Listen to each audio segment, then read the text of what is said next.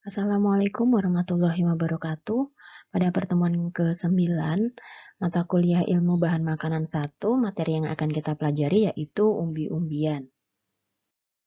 Pengertian dari umbi yaitu hasil pertanian yang dipanen dari bagian akar tanaman sebagai tempat cadangan makanannya, sebagian besar karbohidrat terutama pati.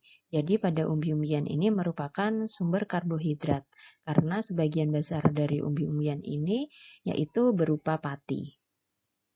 Berikut merupakan taksonomi dari umbi, masuk pada genus Manihot dan spesiesnya M. esculenta. Berikut merupakan gambar dari struktur umbi.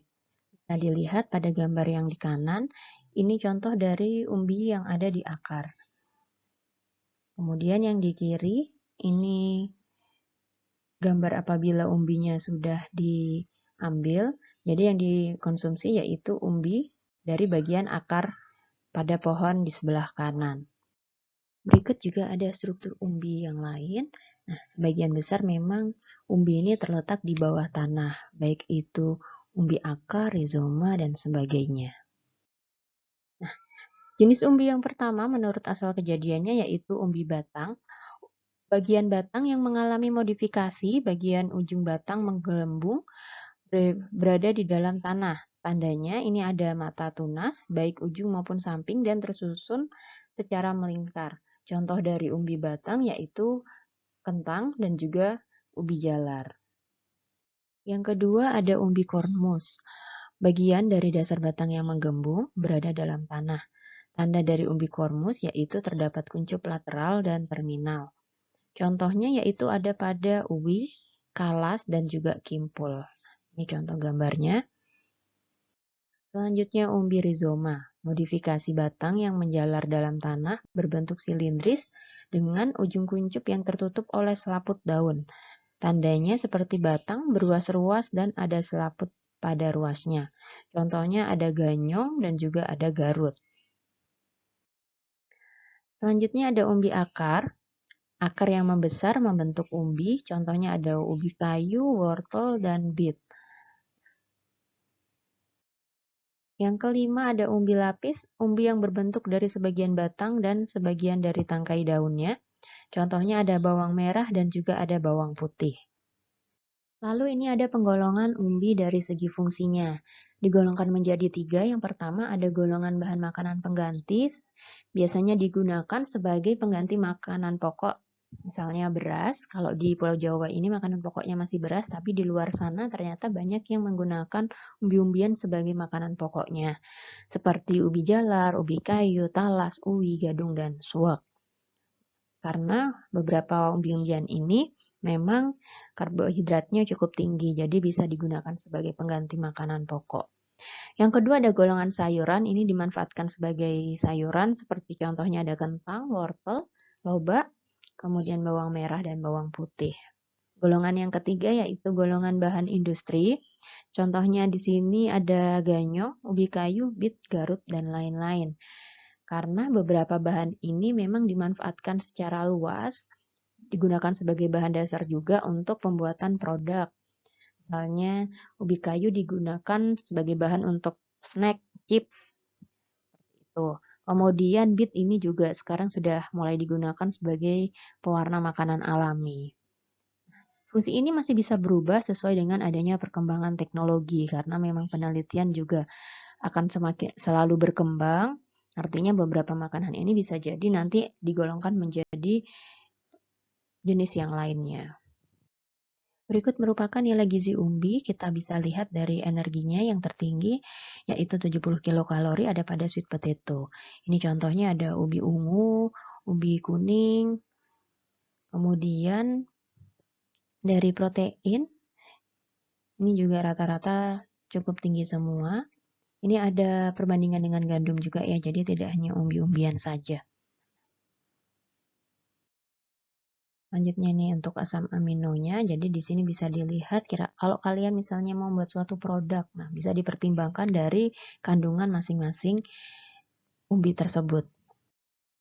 Berikut merupakan jenis umbi-umbian, ada gembili, gadung, ganyong, singkong, kentang, ubi ungu, konyaku, dan suwak. Mungkin kita sering menemukan kentang, ubi ungu, singkong, tapi masih jarang untuk menemukan beberapa umbi-umbian seperti gembili, gadung, konyaku, dan suwak. Untuk beberapa jenis umbi-umbian memang perlu diperhatikan juga cara pengolahannya.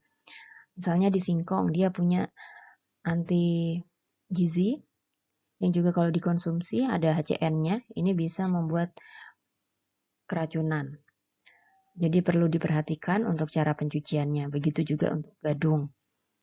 Konyaku, kalau kalian biasa lihat produk yang sekarang ini untuk pengganti mie, itu bisa dibuat juga dari tepung konyaku.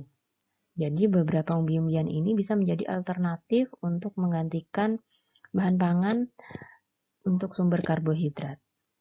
Jadi ini bisa peluang untuk kalian yang ingin melakukan penelitian terhadap beberapa jenis umbi-umbian yang mungkin masih belum lazim digunakan. Yang pertama kita akan membahas tentang ubi kayu atau juga biasa disebut dengan singkong. Ciri khas dari singkong yang pertama berbentuk silinder dengan ujungnya mengecil, berdiameter 2-5 cm dengan panjang 20-30 cm. Umbinya memiliki kulit yang berlapis. Daging umbi berwarna putih atau kuning. Di bagian tengahnya terdapat jaringan yang tersusun.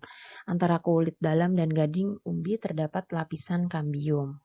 Di Indonesia, singkong mempunyai arti ekonomi terpenting dibanding dengan umbi-umbian yang lain karena memang singkong sudah banyak digunakan baik pada industri kecil juga industri besar.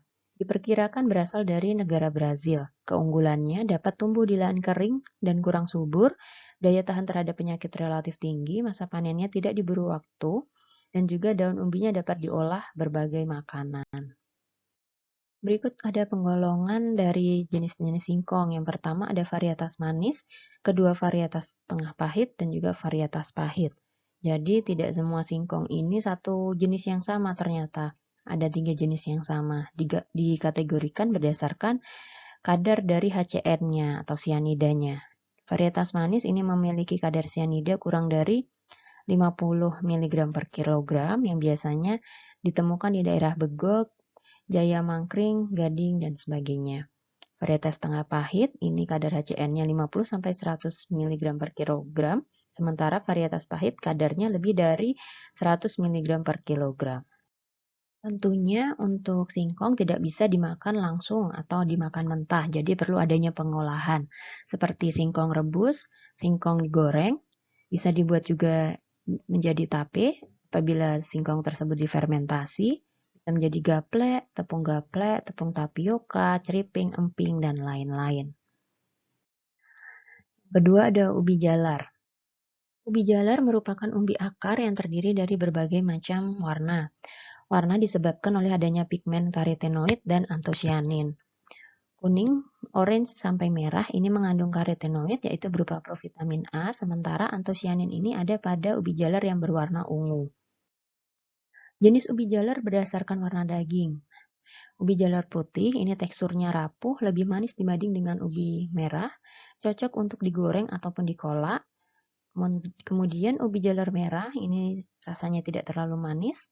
Ubi jalar ungu atau Jepang, atau kalau kalian biasa mendengar ada taro, ini taro berarti ubi jalar ungu. Rasanya manis, dapat dimakan sendiri atau diolah menjadi cake, es krim, dan juga puding. Jadi tidak heran kalau taro ini bisa menjadi jenis makanan atau juga minuman. Yang keempat ada ubi jalar madu atau biasa disebut juga cilembu. Sangat harum dan mempunyai tekstur yang lembut. Berikut merupakan kandungan gizi ubi jalar dalam 100 gram. Jadi memang ubi jalar ini memiliki energi yang cukup tinggi. Ada beberapa daerah yang menggunakan ubi jalar ini sebagai bahan makanan pokok. Contohnya ada di Papua atau Irian Barat, di daerah pedalaman, juga ada di sekitar Nias. Ubi jalar dapat diolah untuk mengkonsumsinya. Yang pertama bisa dengan cara direbus, digoreng, dibuat keripik atau chips.